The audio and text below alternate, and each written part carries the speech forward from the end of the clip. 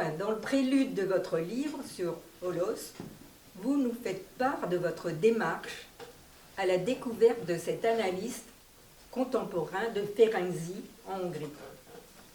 Non seulement pour accéder à ces textes, vous vous êtes heurté à la barrière de la langue, mais de plus, vous découvrez qu'il vous faut vous mettre au diapason avec lui, plonger dans ses images, ses sensations, son ton. Holos a positionné la folie hors des paramètres de la psychiatrie et de la médecine. Ce qui vous amène à faire le parallèle avec Jean Alouche, qui proclame, alors là j'ai deux dates, soit en 98, soit en 2010, la psychanalyse sera foucaldienne ou ne sera plus. Tout d'abord, qui est István Holos? Il est né à Budapest le 16 avril 1872 au sein d'une famille juive modeste.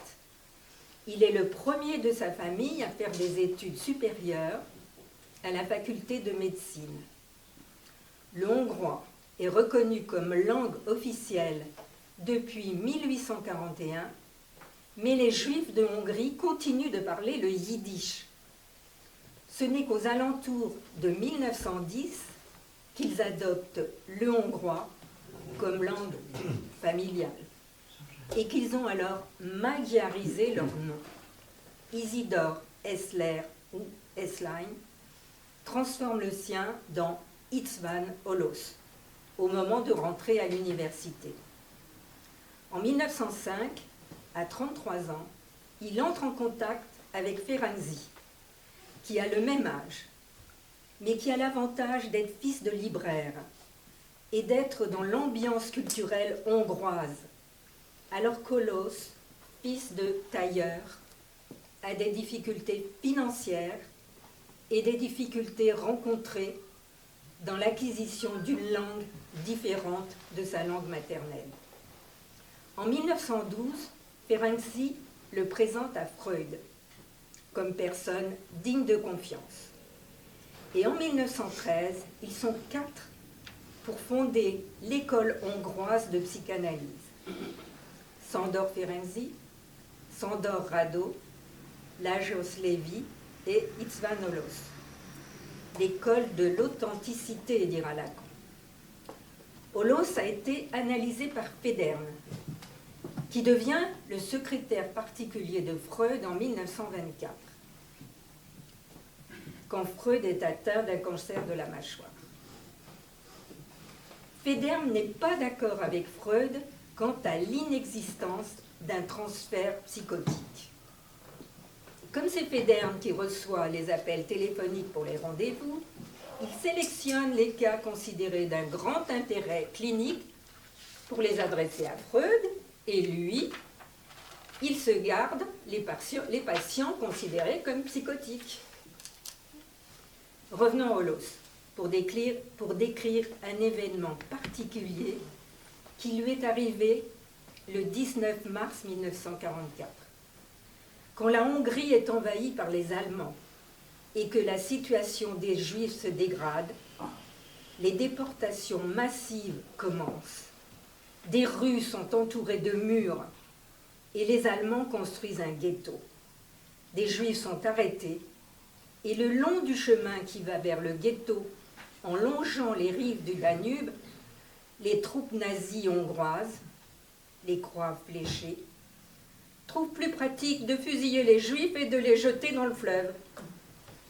En attendant son tour dans la file des hommes et sa femme dans la file des femmes, Holos fait le point sur sa vie et se trouve envahi d'une paix inexplicable. Lui et sa femme se retrouvent, il ne sait pas comment, et un instant plus tard, tout s'arrête grâce à l'intervention de Raoul Wallenberg, secrétaire de la légation suédoise à Budapest, qui intervient moyennant de gros subsides. Les Juifs sont renvoyés dans le ghetto. Et c'est comme ça que Holos est sauvé. Et c'est son analyse avec Federn qui va lui permettre de mettre en mots ce calme inexplicable. Je cite, « Mon moi devait subir une profonde transmutation, effaçant le poids du danger imminent. Notre faculté de discernement était faussée, au point qu'il nous était impossible de ne pas faire confiance à nos bourreaux, car ceux-ci nous avaient fait croire qu'ils nous conduisaient au ghetto. Cela ne dura qu'une seconde, mais cette seconde était l'éternité. Dans cette chute soudaine de mon moi, j'ai été frappée de stupeur et lucide à la fois. Sans savoir comment, je me sentis envahie d'une paix immense. » Dans son livre « Mes adieux à la Maison jaune », Olos rend compte de son activité lorsqu'il dirige cette institution. Il doit faire face aux préjugés qui pèsent sur les fous. Il a la conviction que la découverte de l'inconscient transformera la vie des fous. Et pourtant, entre Freud et Olos, il s'est produit, dites-vous, un croisement manqué quant à l'accueil de la folie. Mais on y reviendra plus tard. En 1906, lors d'une des réunions du mercredi, Freud avait expliqué pourquoi la paranoïa était incurable au moyen de la psychanalyse. Je cite, « Il n'existe pas dans la paranoïa cette partie de libido flottante dont se sert le psychanalyste dans le traitement de la névrose. Du fait de la régression à l'auto-érotisme présent dans la paranoïa, cette libido n'est plus disponible et à cause de ce défaut du transfert, la psychanalyse ne peut soigner la paranoïa. » Olos n'est pas d'accord avec cette déclaration de Freud de l'inexistence du transfert dans la psychose. Et en cela, vous dites qu'Olos précède par sa position le jeune Lacan de 1932 de la psychose paranoïaque dans ses rapports avec la personnalité. Pour illustrer cette position de Olos, vous citez in extenso un fragment de l'une de ses histoires qui paraît dans Mes adieux à la Maison jaune. Vous lirez de la page 38 à la page 44, ce serait trop long de vous le lire, vous le lirez. Il s'agit d'un patient nommé César Cadavi, qui est décrit comme pétrifié depuis des années. Et vous décrivez 5 moments clés qui ponctuent le transfert de Olos vers César Cadavi. Je cite. Une pulsion irrésistible m'incitait à vouloir pénétrer dans l'âme de Cadavi. Je sentais que le Cadavi. Pas Kadhafi.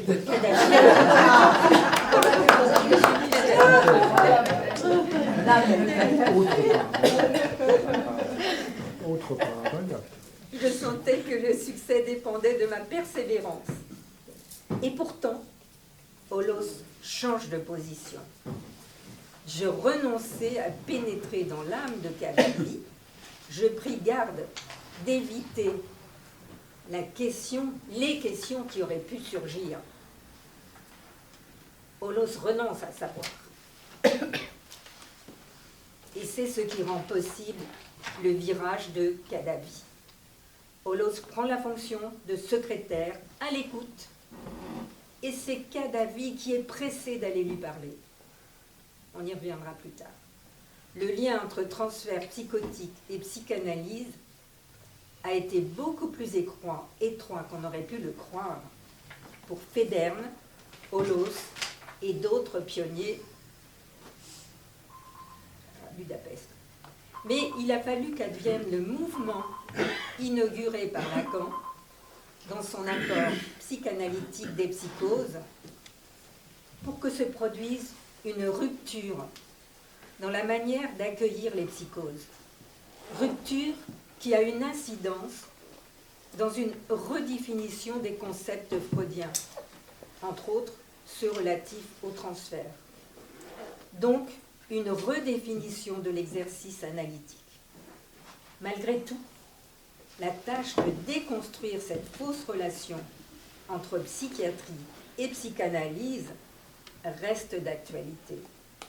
De là, la proclamation de Jean Alouche, reformulée le 12 novembre 21, je cite, « Foucaldienne, l'analyse le sera dès lors qu'elle aura su mettre un terme à ce qui persiste en elle d'un mélange tératologique de deux différentes méthodologies, freudiennes et psychiatriques. » Michel Foucault est pour et dans l'analyse une ligne de partage des autres.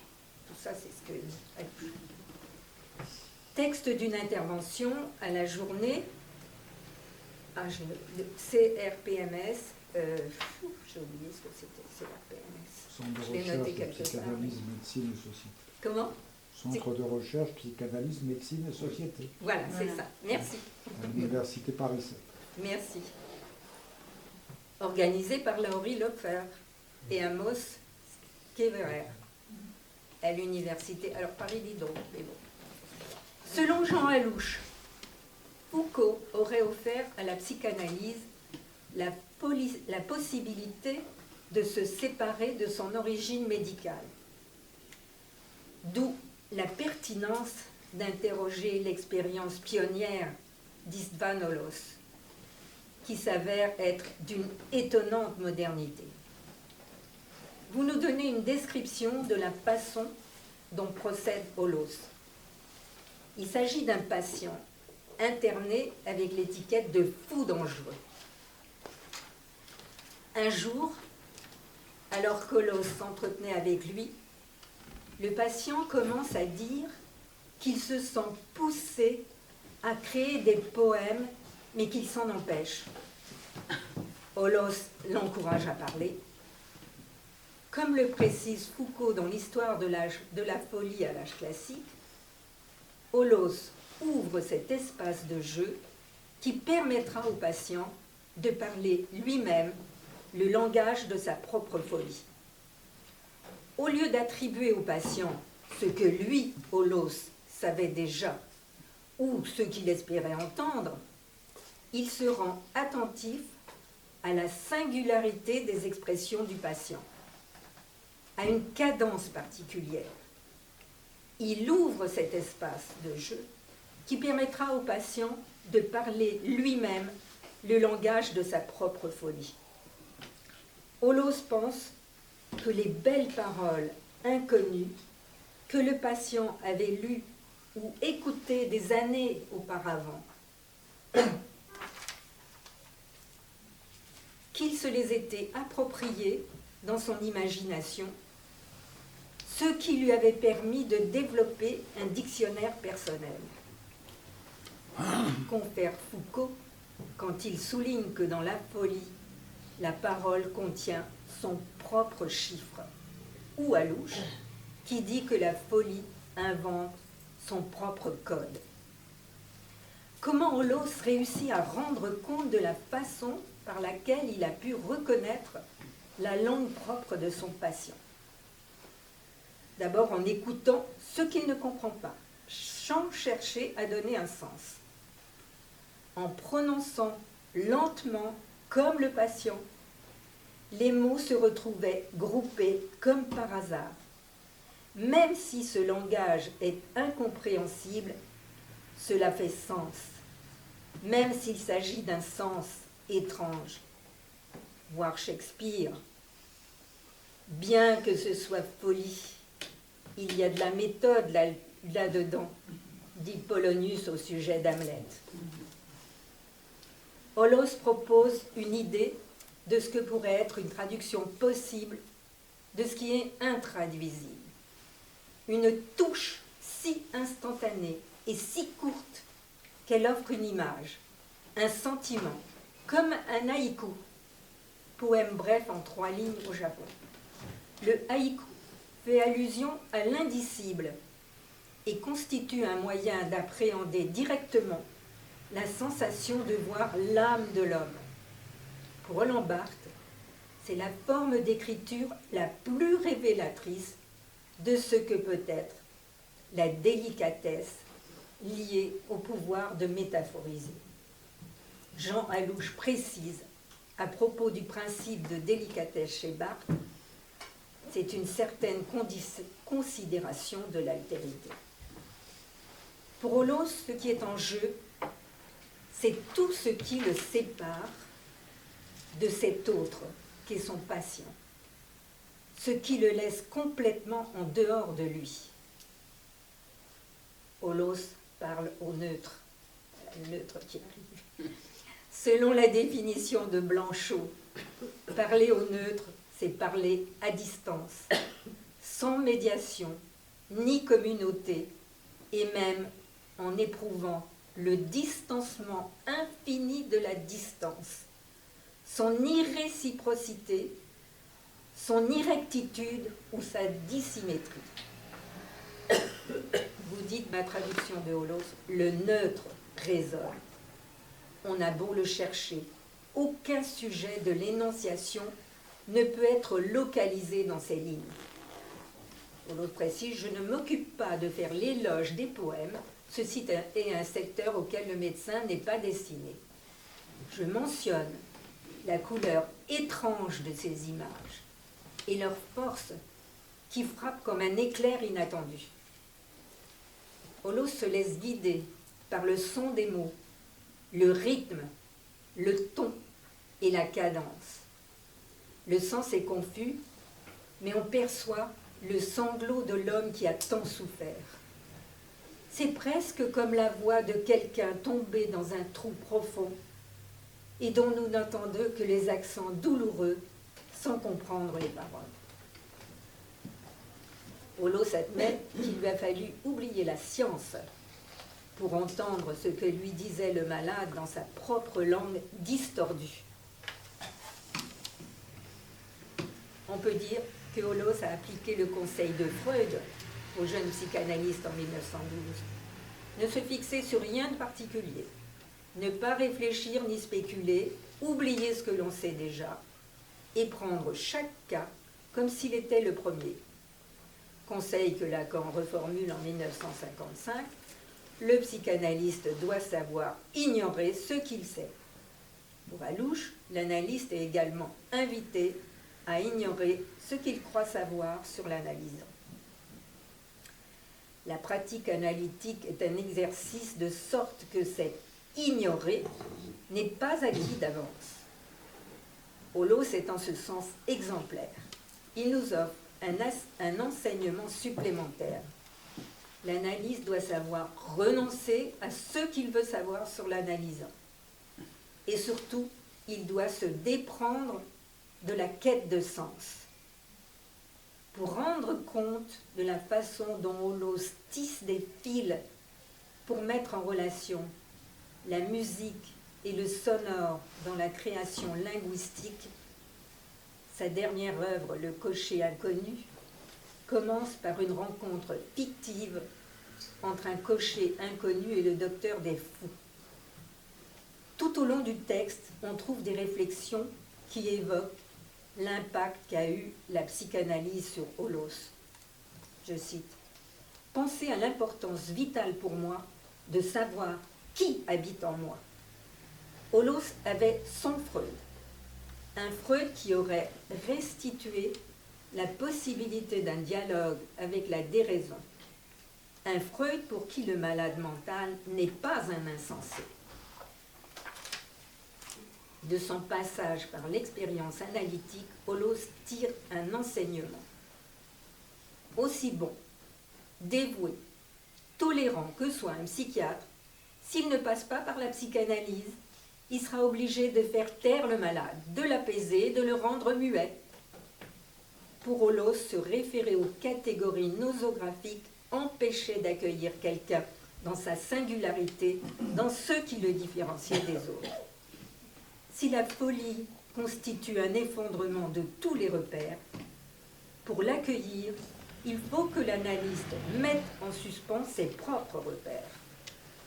Or, sans eux, il n'y a ni déchiffrement, ni interprétation possible. L'accès à cette position passe par un travail sur soi-même.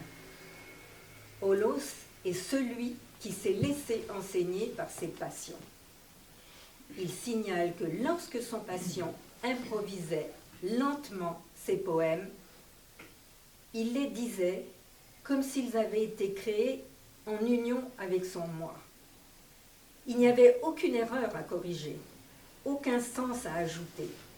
Le rythme et la danse se trouvaient en lui. Holos a accueilli cette singularité. C'est cette position qui permet d'affirmer qu'il exerçait l'analyse au neutre. Voilà. S'abstenir de corriger, précise Barthes, est l'un des traits du neutre.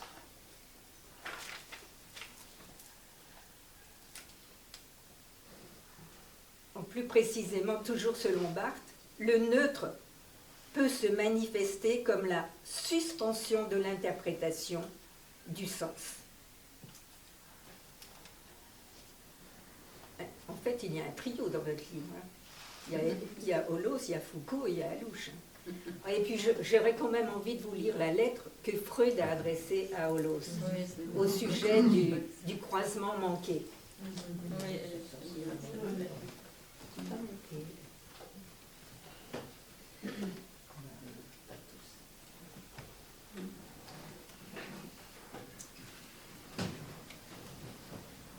Cher docteur, mon attention ayant été attirée sur le fait que j'avais négligé de vous remercier pour votre dernier livre, je veux espérer qu'il n'est pas trop tard pour réparer l'omission. Cela ne vient pas d'un manque d'intérêt pour le contenu ou pour l'auteur que j'ai appris ici à connaître aussi en tant que philanthrope, mais cela résulte plutôt de réflexions inachevées qui m'ont longtemps occupé après la lecture et étaient de nature essentiellement subjective. Avec une approbation sans limite pour votre chaleur humaine, votre compréhension, votre mode d'abord, je me trouvais pourtant dans une sorte d'opposition qui ne m'était pas facilement compréhensible. Je m'avouais finalement que cela venait du fait que je n'aimais pas ces malades, que je m'irrite contre eux de les ressentir si loin de moi et de tout ce qui est humain. Une forme curieuse d'intolérance qui me rend incapable d'être psychiatre. Avec le temps, j'ai cessé de me trouver moi-même intéressant, ce qui, analytiquement, est certainement incorrect, et c'est pourquoi je ne suis pas arrivée plus loin dans l'explication de cette position. Me comprenez-vous mieux? Est-ce que je me comporte par là comme les médecins d'autrefois envers les hystériques? Est-ce la conséquence d'un parti pris devenu de plus en plus net pour la primauté de l'intellect, l'expression d'une hostilité envers le ça, ou quoi d'autre? Bref, avec rétrospectivement un chaleureux remerciement et toutes mes salutations.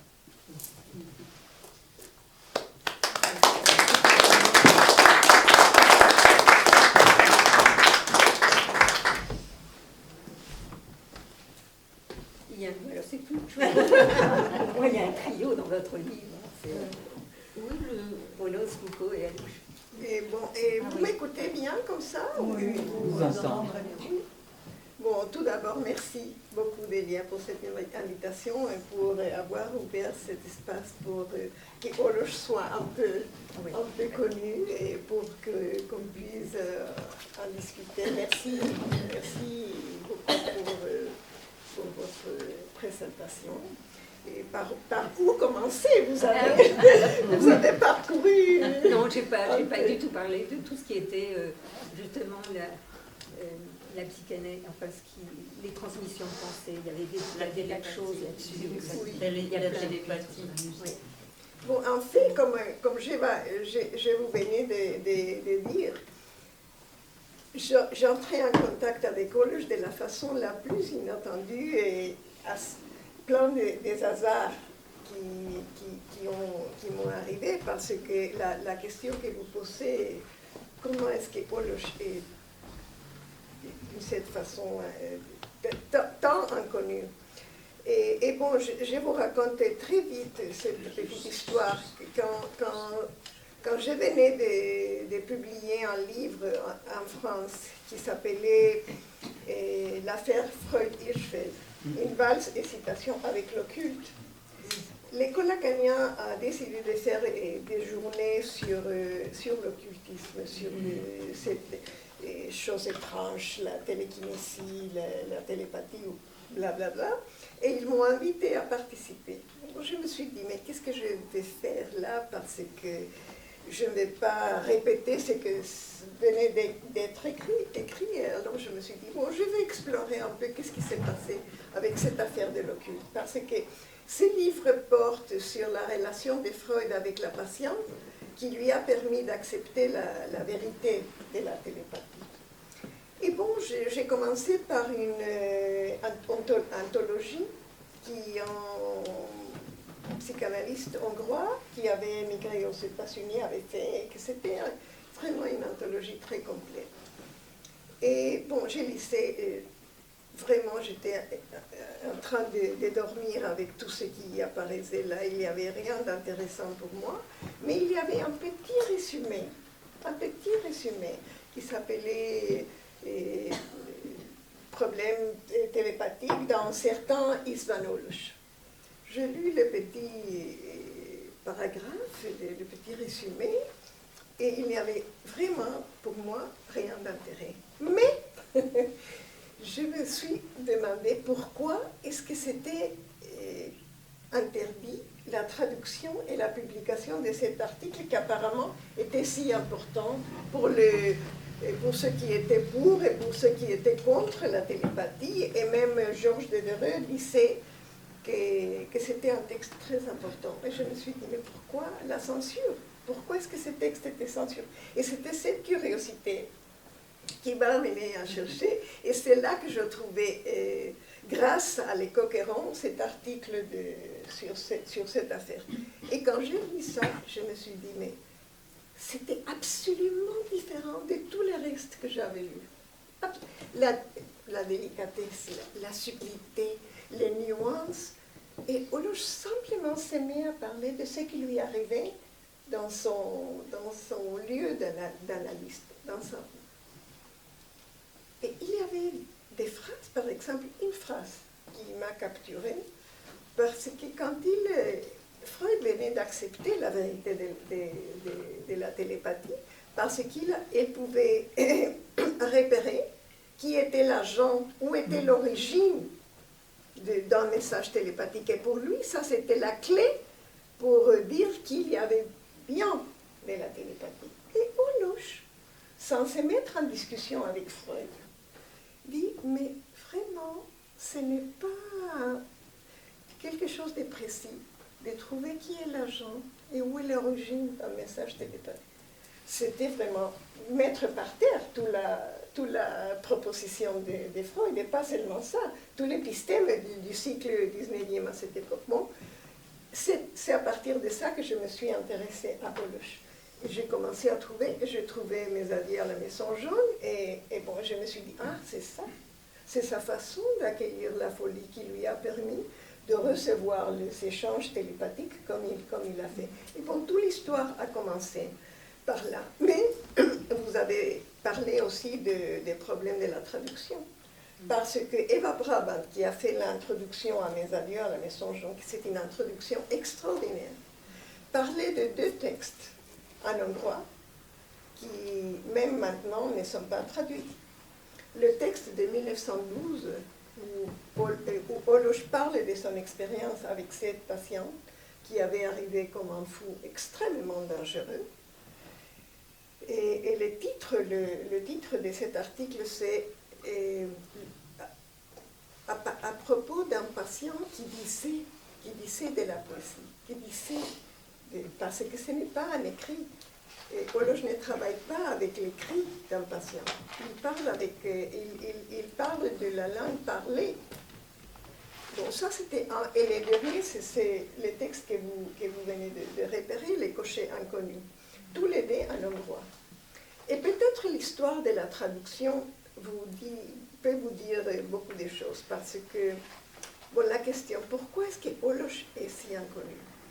Bien entendu, je repérais dans toutes les horreurs qui se sont passées à Hongrie dans les siècles derniers, les nazismes, le stalinisme, c'était comme André Heinel, je ne sais pas comme vous prononcez ça en français, je le prononce Heinel, mais Heinel peut-être, parle de l'histoire des horreurs, et la Hongrie comme une histoire des horreurs.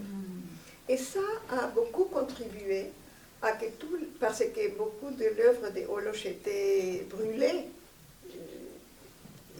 Quand même, il existe beaucoup de textes qui heureusement, se sont gardés. Je me suis dit, mais peut-être c'est ça. C'était ça les problèmes. Pas une censure à cause de ce qu'il avait écrit, mais que vraiment, dans ce qui s'est passé dans l'Hongrie, c'était vraiment difficile d'accéder à ces textes. Ça, c'était une de mes premières approches. Mais après, je me suis rendu compte que le problème central, c'était sa façon de se passer de la psychiatrie et de se passer de la médecine pour accueillir les habitants des asiles comme il les nomme. Et c'est là, et c'est pour ça que cette façon dont Alouche reprend Foucault pour dire pourquoi l'analyse sera Foucaultien ou ne sera plus, c'est une des biais, mais une des biais très importants.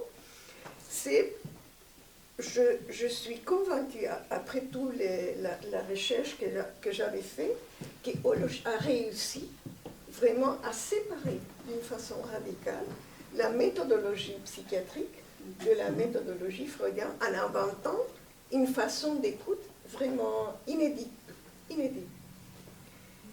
Et bon, l'affaire de la traduction, c'est un autre aspect très important parce que, bon, l'article de Neugat, ce n'est pas traduit, et le texte, le dernier texte, est arrivé à Thalassa après, dans les dernières années de la vie de Holoch. Après la mort de Ferenczi, la mort de Costoliani, avec toutes les migrations énormes qu'il y avait des analystes ailleurs à cause de la situation politique de la Hongrie, Holoch a commencé à écrire un texte et il a inventé toute une généalogie d'ancêtres. Alors chaque personnage, c'est comme sa famille. Il a créé, il a inventé sa famille avec tous ces personnages qui apparaissent dans le livre. Et un de ces personnages, c'est le cocher inconnu, que c'est comme son inconscient, avec qui Holoch traverse toute l'histoire. Mais tout le reste, quand vous citez les personnages, c'est vous qui avez fait la traduction, alors. Et bon, la traduction, je vous raconte un peu l'histoire, parce que c'est très intéressant. Quand je me suis dit, je ne peux pas me passer de ces deux textes.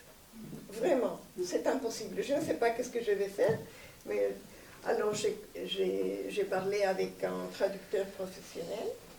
Il a lu les textes et m'a dit, non, il faut chercher un psychologue parce que je ne comprends tous les termes qui sont ici. Ok, je vais avec un psychologue et il m'a dit, non, il faut chercher un poète parce que ces textes sont intraduisibles, ce n'est pas un psychologue qui peut faire ça. Et bon, je vais au troisième et ils prennent tous mes papiers et il me dit, ce mec est fou, il est vraiment incompréhensible, c'est intraduisible. Et j'étais très fâchée au début, mais après, je me suis dit, tout ce parcours parle de Holoch. Et bon, ça a commencé. Mais après, il y a quelqu'un qui m'a introduit à une femme, une Hongroise, qui habite au Mexique. Il parle parfaitement l'espagnol. Je lui envoie les textes. Et il m'a dit, cet homme a quelque chose de très important. Je suis très touchée. Ça m'a mis la pouce à l'oreille. Je me suis dit, bon, ça va bien. Mais elle m'a dit, je ne peux pas t'aider. Parce que même si je parle l'espagnol, je ne connais vraiment la grammaire, la syntaxe, les mots. Je ne peux pas faire une traduction. Je lui suppliais, je te supplie de m'aider. Elle me dit, mais ce que je peux faire, c'est je peux te dire ce que je ressens à Lisan Olosh. Mais je ne peux pas l'écrire, alors je lui proposais une façon de travailler. C'était la Covid, pendant la Covid. Alors, par WhatsApp et vidéo, elle me lisait le paragraphe, elle me disait comment elle sentait que ça pouvait être mis en espagnol. Je le rédigeais, je mettais un peu de syntaxe et des mots, et je le réenvoyais à elle pour qu'elle me dise si c'était bien. Et c'était comme ça qu'on a réussi à traduire les deux textes qui sont encore à nos croix.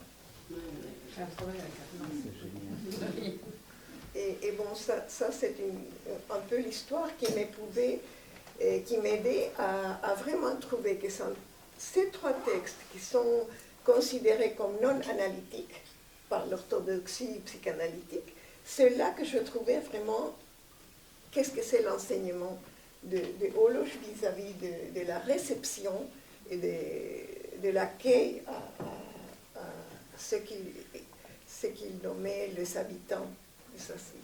Parce qu'il ne croyait pas qu'on pouvait vraiment faire la distinction entre les fous et les non-fous.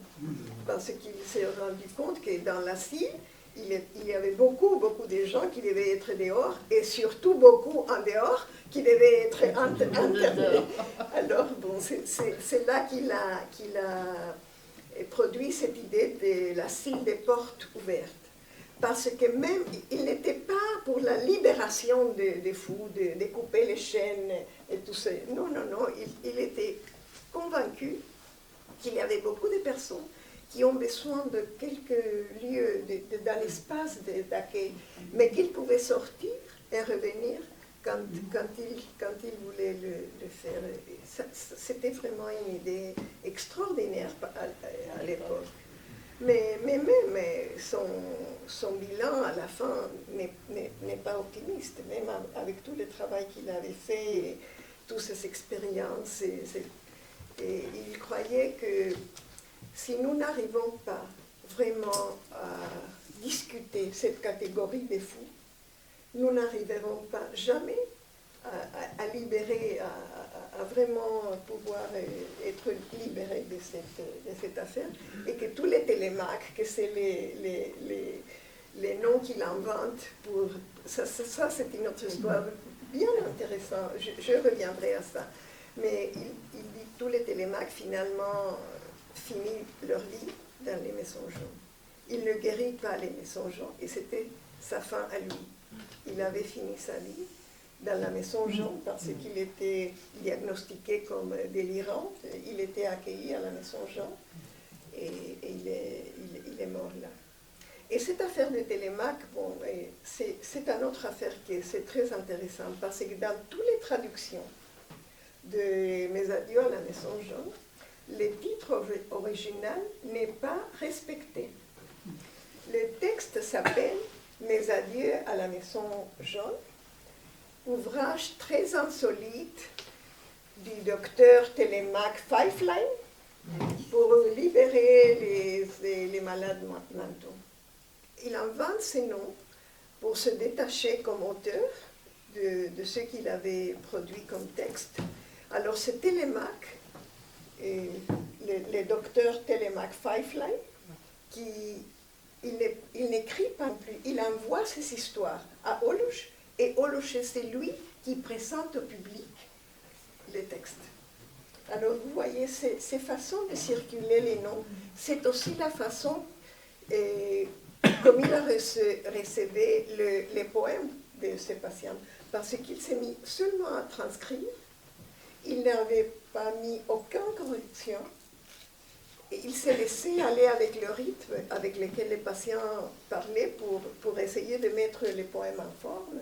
Alors il se détache, il n'est pas l'auteur, il est seulement les secrétaires qui écrit les poèmes.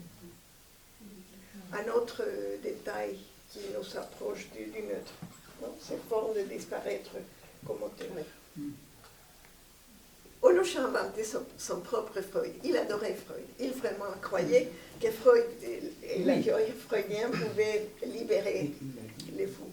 Et il connaissait vraiment toute la production de Freud. Il était en fait traducteur de 2 livres très importants. Et, l'interprétation des rêves, et le moi et les ça. C'est pas quelque chose. Et sa façon d'être traducteur, c'est vraiment incroyable parce que, au lieu de, par exemple, dans l'interprétation des rêves, au lieu de traduire les mots interprétation, parce qu'il existe un mot en hongrois pour traduire exactement interprétation, il glane de la langue populaire les mots almofestes, je ne sais pas comment ça se dit, que c'est détisser le rêve. Parce qu'il disait que le rêve avait une trame, qu'on passe de jour et de jour et qu'on fait un tissage. Et ce n'était pas une affaire d'interpréter. La Deutung ne vient pas là pour vraiment interpréter un rêve. Il faut détisser, fil par fil, la forme dont épicer. Imaginez-vous, c'est une créativité énorme. Et bon, et les moi et les ça, la façon dont les mots qu'il trouve avec Deso Costoliani pour inventer un mot qui peut rendre compte de l'invention du S freudien, c'est une autre chose. C'est vraiment, bon, ça c'est Holoch. Et vous voyez, c'est cette façon de... Et la façon dont il traduit les vers, c'est ce que vous venez de dire aussi, au lieu de traduire les vers qui pour lui étaient intraduisibles parce qu'il ne comprenait pas, il nous donne un sentiment. C'est comme un laïc. Oui, mais la façon dont il... Si vous me prêtez ça, je vais chercher...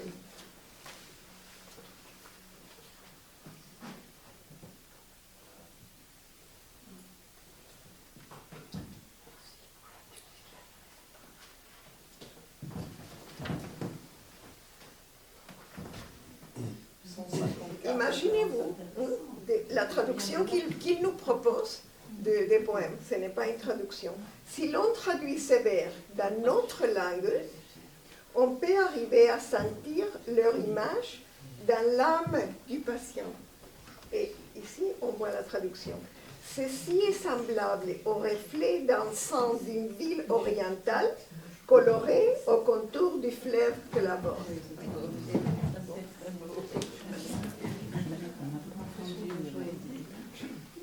Alors moi, je le rapprocherai quand même évidemment, plus des gens comme Jean Houry, et surtout Tosquelles.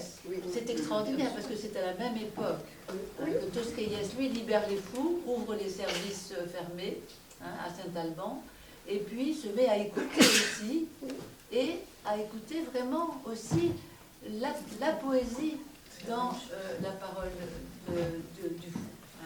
Et il dit, il ne faut pas interpréter à tout vent, il faut écouter et laisser se développer vraiment tout l'ensemble du discours du patient.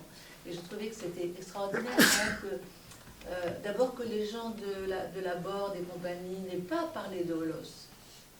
Personne ne parle de Holoch. Alors qu'ils étaient si proches. Enfin, mais c'est très important. Holoch ne romantise pas la folie, parce qu'il ne trouve pas la poésie partout. Quand ses patients lui disent qu'il était avec l'impulsion de créer des poèmes, mais qu'il s'en empêchait, et que Holoch dans les villes dit vas-y, il commence à écouter ces mots avec un rythme très étrange, parce que c'était un mot, après une pause, un autre mot, après une longue pause à nouveau. Et c'est en se détachant de tout ce qu'il attendait de se passer, je ne sais pas combien de temps s'est passé, mais c'était un moment où il commençait à entendre quelque chose qui pouvait être la poésie. Alors il s'est mis à transcrire, et après, comme vous l'avez dit, il dit, mais je n'ai pas la qualification pour vous dire s'il s'agit ou pas de la poésie. Alors il va chez les écrivains et les poètes d'avant-garde, entourés autour de Neugat, parce qu'il avait besoin de ses interlocuteurs, poètes et écrivains, qui lui disent si vraiment il y avait là de la poésie ou pas. Et c'est là que l'article a été publié dans la revue. Et c'est là qu'il vient toute l'ambiance culturelle de Budapest à cette Voilà, et époque. la revue Nyugat qui est très importante. Très important. Et on ne peut pas comprendre Olosh hors du contexte. Je crois que le contexte, c'est très important. Il y a beaucoup de choses qui se croisent pour Olosh.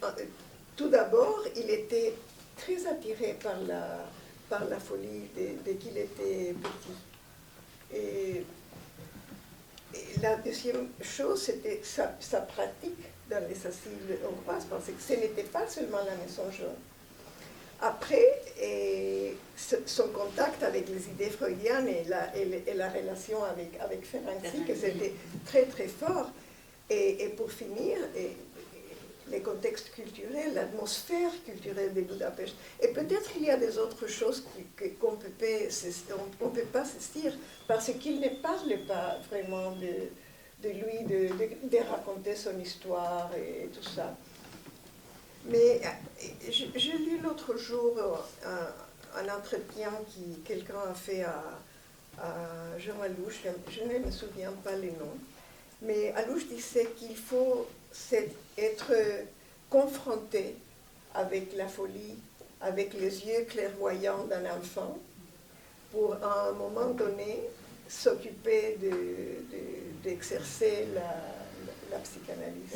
Et je trouve que Olosh, c'est un peu l'histoire de Olosh, parce qu'il raconte dans sa petite histoire dans Mes adieux à la Maison jaune, quand il était petit à l'école, tous les enfants voyaient la Maison jaune en bas, et il se bagarrait beaucoup, il plaisantait beaucoup de fous.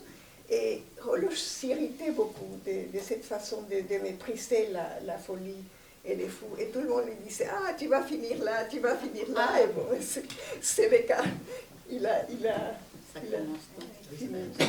décédé en quelle année Il est décédé en quelle année 1957. Non, je me demandais s'il avait rencontré Devreux, qui était hongrois aussi, mais qui était... S'il avait rencontré Devereux. Ah, peut-être oui, parce que Devereux est parti, je crois que dans les années 30. Mais peut-être avant, avant d'arriver aux États-Unis, peut-être il a passé par l'Europe comme les autres. Et c'est très probable qu'il a connu Georges Devereux, oui. Oui, peut-être. On parlait des milieux culturels. Oui, oui. Oui, je trouve que c'est... Ah pardon, je n'ai pas vu, excuse-moi. Vas-y. C'est étonnant que, comme vous l'avez ressorti, à la fois Freud dit qu'il n'aime pas les fous et qu'ils sont très loin de l'humain, pourtant Olosz dit dans La Maison jaune ou dans votre livre, je ne sais plus, j'ai lu les deux, qu'il pense que c'est pas en ouvrant les hôpitaux psychiatriques et en laissant partir les patients qu'on va les libérer, mais qu'il y a un monsieur Freud qui, lui, va pouvoir... Donc c'est amusant si on met les deux choses en parallèle. Mais ça dit, La Maison jaune est un hommage à Freud. Et on peut voir là, toute la théorie freudienne, c'est un fil de lecture. Mais quand Olosz raconte ces histoires, que c'est sa façon de dire de quoi il s'agit, toute la théorie est dehors et il laisse tomber. Il laisse tomber, mais pourtant il lui fait le plus grand crédit. Ah oui, c'est ça absolument. qui est intéressant. Mais c'est Freud qui ne pouvait pas... Bon, il reçoit le texte de Olosz, il reconnaît ce que Olosz fait, mais c'est lui, c'est une réponse subjective. Oui, comme il dit. Il me faut 10 mois pour... Vous savez que Olosz était un répondeur de lettres incroyable. On se demande comment est-ce qu'il avait le temps pour répondre et la façon de répondre à chacun qui lui écrivait. Il a pris 10 mois en réfléchissant, parce qu'il n'avait pas laissé de côté les textes de Holoch. Il a continué à réfléchir et il dit finalement, je peux vous dire que c'était une réflexion subjective pour moi.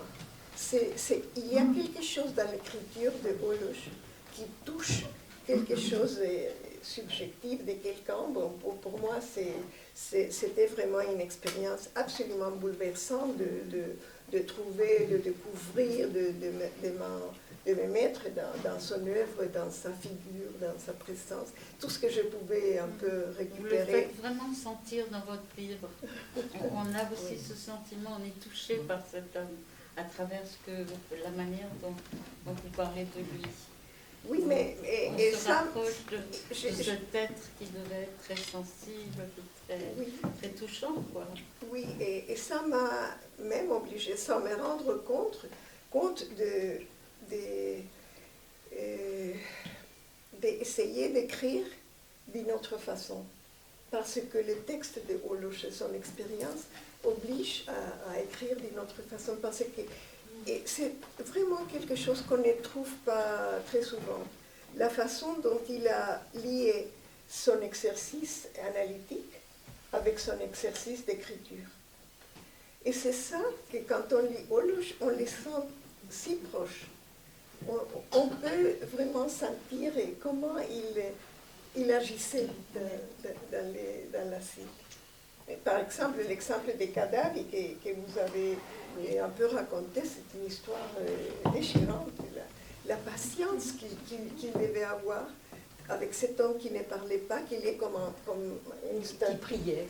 Comme un statut, pendant des années, il passait comme 15 ans sans bouger. Et la façon dont on s'approche de lui, et comment ça pouvait, 3 ans après, les choses ont tourné, et parce qu'il le recevait tous les jours, à 3 heures, à 15 heures, Oui. tous les jours dans son cabinet, et il ne s'asseyait pas, il ne parlait pas, il était comme ça dans son cabinet. Et Holoch dansait, écrivait, lui disait, est-ce que vous n'êtes pas fatigué? Est-ce que vous voulez vous asseoir? Et il ne bougeait pas. Jusqu'à un moment où il s'élance à lui dire à lui poser une question que fait trembler Gaddafi, et il commence à pleurer. Et Holoch pensait, oh, j'ai foutu, c'est foutu. Et c'est après ça qu'il a décidé de reculer, mais l'effet qui a produit ça sur Gaddafi, c'était lui après qui voulait venir parler avec Holoch. C'est vraiment très touchant. Très touchant. Je l'avais reproduit dans mon livre parce que je pensais que vraiment c'était une histoire C'est même dommage qu'il n'y ait pas plus de vignettes Kini, comme celle-ci, parce que c'est extraordinaire. Et c'est très intéressant ce que vous dites, parce que dans son dernier livre, il y a un personnage qui m'a touché beaucoup.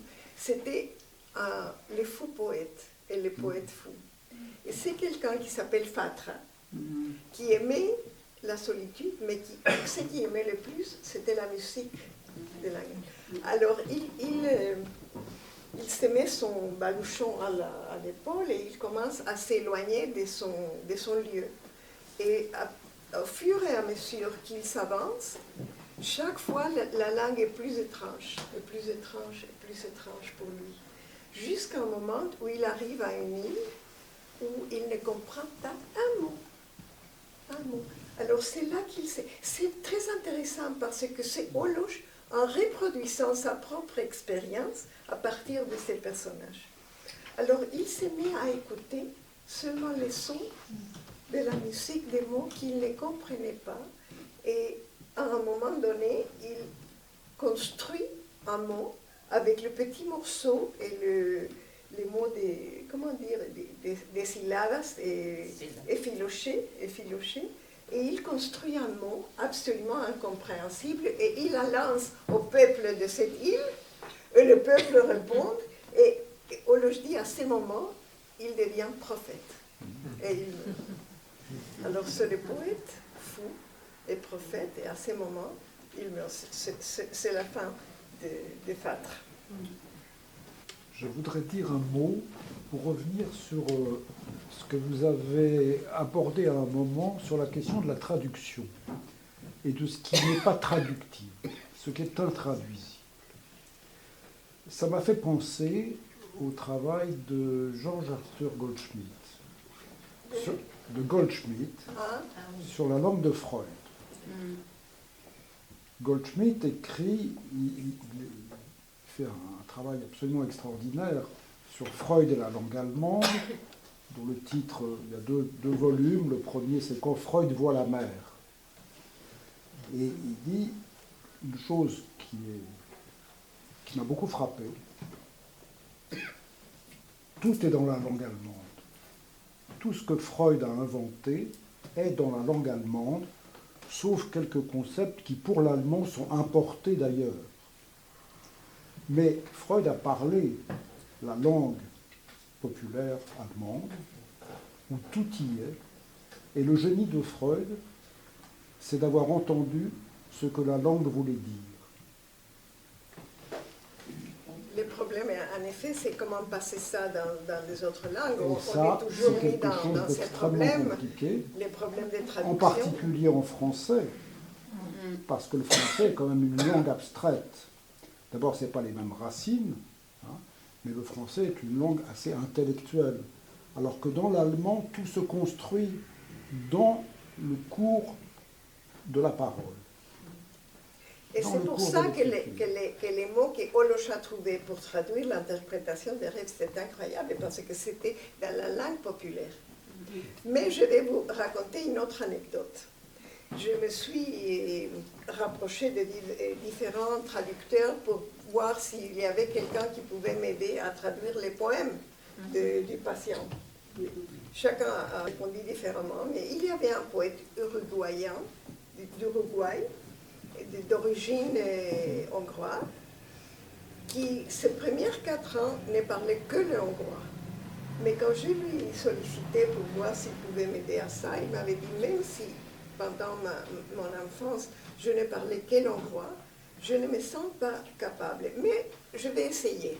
Alors, il a pris un des poèmes, et il avait trouvé en effet des mots qui n'existaient pas, beaucoup de néologismes, parce que le hongrois se prête beaucoup à créer des néologismes, et toutes les racines de la langue qui entourent la Hongrie, ça fait partie de l'hongrois aussi. Alors l'invention et l'effet des néologismes apparaît beaucoup. Il y avait beaucoup d'archaïsmes, mais il s'est mis à chercher tous les mots apparemment introuvables dans différents dictionnaires. Et introuvable. Et finalement, après une recherche énorme, passionnante, il a trouvé un dictionnaire qui ne traduisait pas, mais que vous pouvez localiser les mots dans son petit extrait littéraire, très ancien peut-être. Alors il m'avait dit, peut-être les mots n'existent pas dans les dictionnaires, mais on ne peut pas dire qu'ils sont inexistants dans la langue. C'était très intéressant ce qu'il a dit. Bon, la façon de chaque traducteur qui m'a aidé pour ça, c'était très différent. Très différent. Oui. J'avais travaillé avec une poète française d'origine hongroise qui malheureusement est décédée avant que je ne la connaisse. Et elle s'est mise à faire de la poésie en français, en partant des poèmes, se mettant, et c'est très intéressant le parcours, parce qu'on ne sait pas vraiment qu'est-ce que les patients avaient dit. Hein. Les patients se mettent à parler, c'est Oloch qui transcrit, c'était elle qui lit ce qui est écrit, elle essaye de le mettre en français. Et elle m'avait dit, mais tout à coup, je me suis mis dans la musique, et j'étais obligée à produire de rythmes qui ne venaient pas dans l'original. Ça, c'était une autre façon. Et le dernier, c'était le traducteur à l'anglais, parce que il vient de traduire en anglais Mes adieux à la maison Jean, il y a 1 an et demi ou quelque chose comme ça. Et ils m'ont demandé si je pouvais écrire un article en anglais pour une revue, la psychanalyse et l'histoire et tout ça. Je me suis dit oui, bien sûr. Et je parlais de ce texte de 1912. Et l'éditeur voulait de toute façon que nous mettons des poèmes en anglais. On a sollicité le traducteur de Mes adieux à la maison Jean en anglais et il était très disposé. Et c'est quelqu'un de très intéressant parce qu'il était interné plusieurs fois dans des asiles hongrois. Alors il était vraiment très sensible à ce que Olosh écrit. Et en parlant avec lui, je lui disais, mais je crois que c'est important de prendre en compte que Olosh ne se confronte pas à un texte pas écrit. Ce n'est pas un poète qui lui donne son texte à lire. Elle me dit, c'est très important, parce que si on ne prend pas en compte ces contextes, on peut confondre ces mots qui sont là par les langages communs. Mais c'était la façon de Olosh d'écouter, ses façons de parler, les pauses, le rythme, les silences. C'est ça qui fait de ces poèmes ce qu'ils sont. Et vraiment, je trouvais ça très important, ce contexte de la langue parlée de ces patients. Merci beaucoup. Merci.